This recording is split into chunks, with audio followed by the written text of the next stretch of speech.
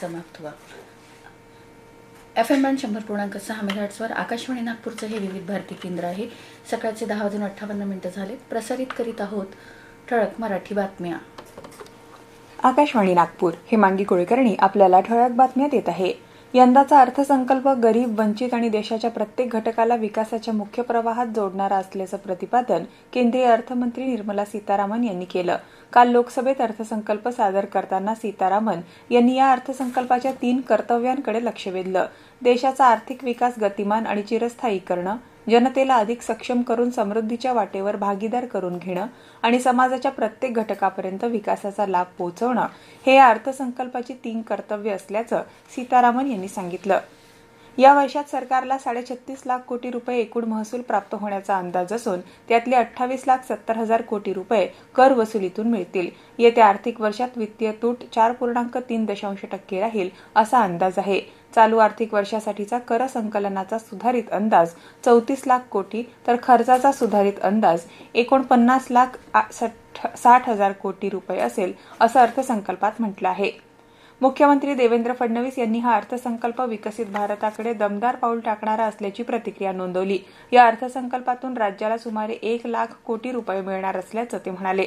द्रुतगती रेल्वे मार्गिकांमुळे जीडीपीत मोठी वाढ होईल असं ते म्हणाले। राष्ट्रवादी काँग्रेस पक्षाच्या राष्ट्रीय अध्यक्षपदी आपली निवड झाल्याचं वृत्त निराधार असल्याचं खासदार प्रफुल्ल पटेल यांनी काल सामाजिक माध्यमांवरील संदेशातून स्पष्ट केलं। राष्ट्रीय पक्षाध्यक्षपदाचा निर्णय विहित प्रक्रियेचं काटेकोर पालन आणि संबंधित सर्वांशी चर्चा करूनच घेण्यात येईल असं पटेल म्हणाले। दरम्यान राष्ट्रीय लोकशाही आघाडी NDA सोबत कायम राहण्याचा पक्षाचा निर्णय असल्याचं राष्ट्रवादी काँग्रेसचे प्रदेशाध्यक्ष खासदार सुनील तटकरे यांनी म्हटलंय। काल अजित पवार यांच्या अस्थिकलश पूजनावेळी ही बाब स्पष्ट करून तटकरे यांनी विलिनीकरणाच्या चर्चेला पूर्णविराम दिला। नागपूर महानगरपालिका सार्वत्रिक निवडणुकीतील निवडून आलेल्या सर्व नवनिर्वाचित सदस्यांची पहिली विशेष सभा 6 फेब्रुवारी रोजी सकाळी 11 वाजता रेशीमबाग इथल्या कविवर्य सुरेश भट सभागृह इथं आयोजित करण्यात आली आहे।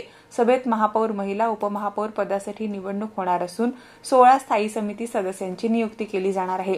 त्यानुसार महापौर, उपमहापौर पदासाठी आज 2 फेब्रुवारी रोजी सिव्हिल लाईन्स इथल्या मनपा मुख्यालयातील डॉ. पंजाबराव देशमुख स्थायी समिती सभागृह इथं 11 ते 3 या वाजेपर्यंत नामनिर्देशन पत्र स्वीकारले जाणार आहे। संबंधित विशेष सभेची सूचना मनपा आयुक्त आणि प्रशासक डॉ. अभिजित चौधरी यांनी नवनिर्वाचित सदस्यांना दिली आहे। नागपुरात 14.4 अंश सेल्सिअस इतक्या किमान तापमानाची नोंद करण्यात आली। याबरोबरच हे ठळक बातमीपत्र संपलं। या पुढील ठळक बातमीपत्र 11:58 ऐकता येईल। नमस्कार।